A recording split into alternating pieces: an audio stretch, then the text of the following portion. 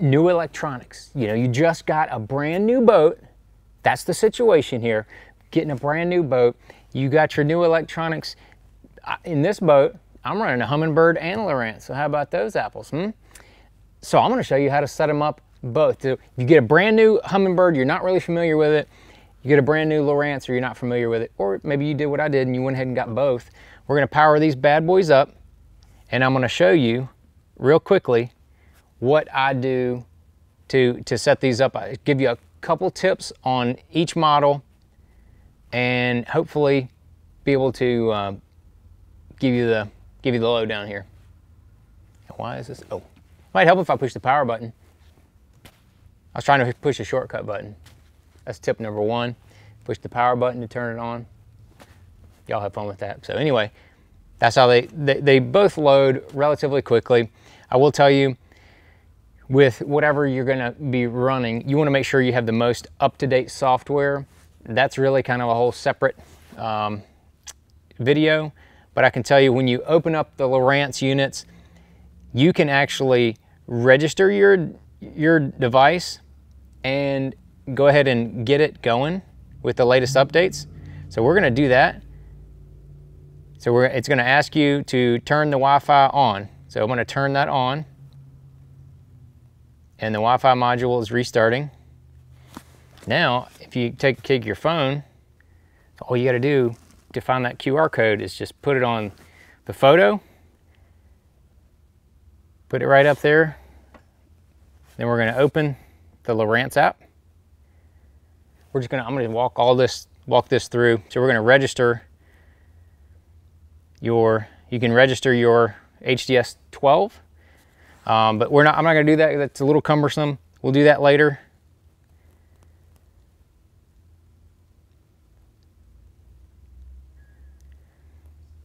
So we're gonna continue to log in. Oh boy.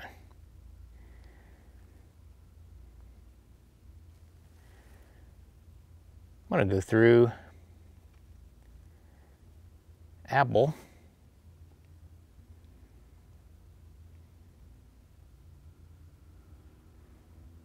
Now we're gonna go to the next phase. Next, telling you all the cool stuff that this does. Now we're gonna go to, you can do manage devices, you can do all this stuff that quick, that easy. Go back to there. Make sure. So you look at all this. You can do all these settings from your phone to affect your unit. So I'm not gonna walk you through all of that, but when you come up with your Lowrance, that just, I want to show you that you can use that app, and it's very handy and convenient. But when you first get this Lowrance unit, you want to go to this page here. This is you hit the pages button. It's going to come up here. One of the very first things that I do, so you'll notice it's not making a bunch of noise. So I go to key beeps and go to quiet, because it's going to come initially loud, and it is very annoying to me. So I go and hit quiet, so that when I'm pressing these buttons, it's not really beeping and going crazy. The other thing that I'm gonna do is go to system settings. Then I'm gonna go to, go down here to the bottom, go to advanced user interface, and then I'm gonna go to auto hide menu. I'm gonna turn this on. When you get your units, they come off. I'm gonna turn that on, that auto hide menu. I'm gonna turn that on. Then when I exit out, you can see you have the full screen. If not, it's gonna look like this all the time. So instead of having a 12-inch unit, you're gonna have really like a 9-inch unit. So, but if you have that auto hide menu, once that goes for about 10 seconds of not pushing anything, it's gonna slide off to the side and give you the full screen. I really like that feature on Lowrance units. I think it's real slick and real handy.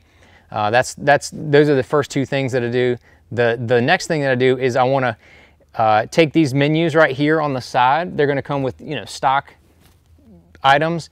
I'm going to take and I'm going to customize each one of these to be exactly what I want. Now, first of all, you push that button like that and hold it, and then this menu comes up. Then if you hit the little wrench right there, then you can adjust what you have in there. So right now it's a chart and a 2D sonar. That's what I like when I'm running down the lake and I'm really not in any sort of you know, idling. I'm just kind of navigating. I'm driving down the lake, want to make sure I'm in a proper depth zone and I have the map as big as possible. So that's why I have that one set that way. Then you can go to this other one. The next one going down, I like to have the side image, because when I come off of plane, I want to start, you know, using that side scan right away, but I still have that same 2D and chart. That's the second one that I put on there. The third one I put on there is the chart, 2D, and then down.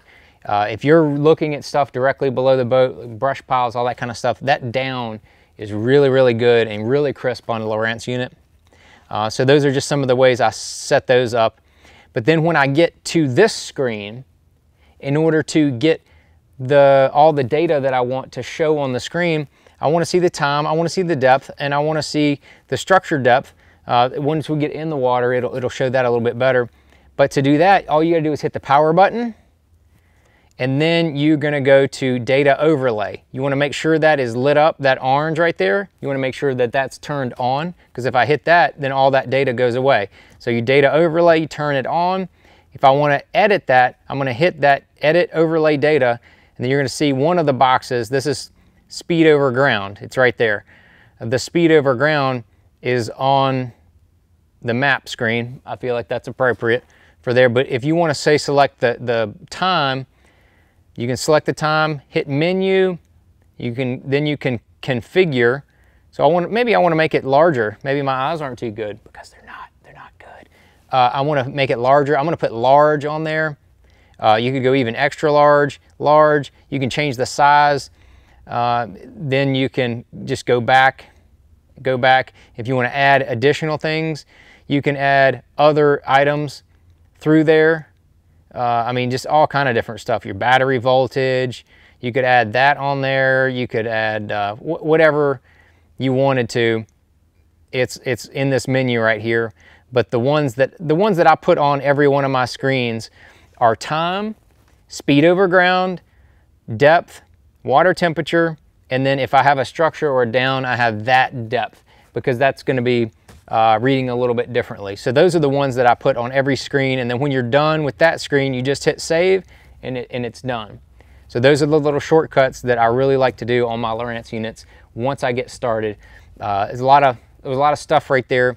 Hopefully that can help you out. So then we're going to jump over here to the Humminbirds, and you have to hit exit to start with. They want you to read this warning. I don't read it. I'll be honest, I just don't read it. I don't care. I know that I might run over stuff on the water. That's basically all they're telling you. So when you exit out, this is what I last had the unit set on.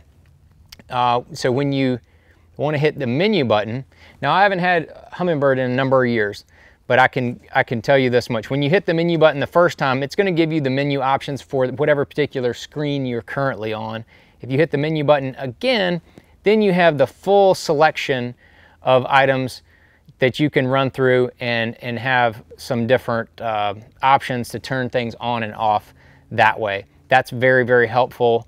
And one of the things that I did is in the setup and under user mode, you're going to go to setup user mode. If you want it to be really simple, just go to angler, and it's going to make things real simple. It's not going to give you the same number of options, but if you want all the options to be shown and available, you go to customs, and then you can custom, and you can see where all these different options come down. That's going to be the first thing I'm doing. It's going here to custom, changing that immediately.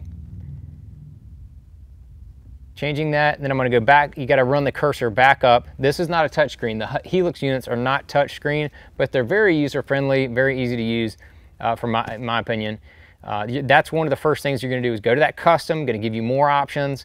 Then you want to have digital readouts. You can have overlay, you can have boxes. I don't like the boxes because again, they take up more screen. I don't like that. Nope. I'm gonna go to overlay because you could turn them off if you don't want any data, but what's the point of having all these fancy units if you can't see the data? So I want to overlay that data so I can see exactly what's going on behind there. That's big to me. And then when you want to edit what boxes are shown, you just go right down there to edit data boxes, kind of like we did over here, but you have to do that through the setup menu. And then you can go there and then go to data 1, then you can select which ones you want there. You can do, you know, your depth, you can do your temperature. Those are the two main ones that I put on most every one of those. So, but then you have to run it all the way back up to the top when you want to scroll over. But the other big one that you want to do right off the bat, in my opinion, is go over here to views. When you go over here to views, you can select whether you want the view to be visible or hidden.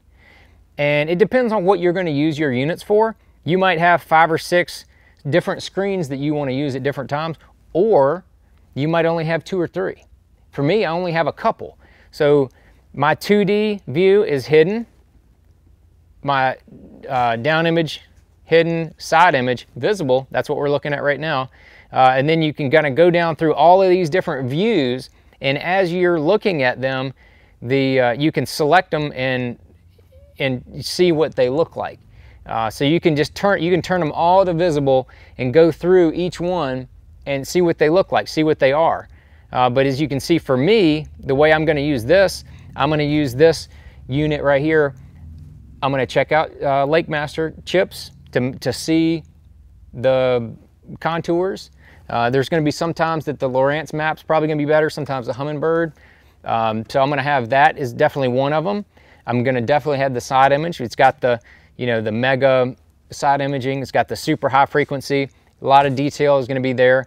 So I'm not even wasting my time with the 2D alone and the down, but I'm going to have the side image, the full side image visible.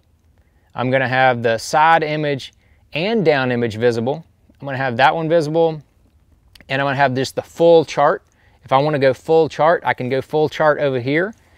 And then also I can do a chart combo. On the chart combo, I would use one zoomed in, one zoomed out.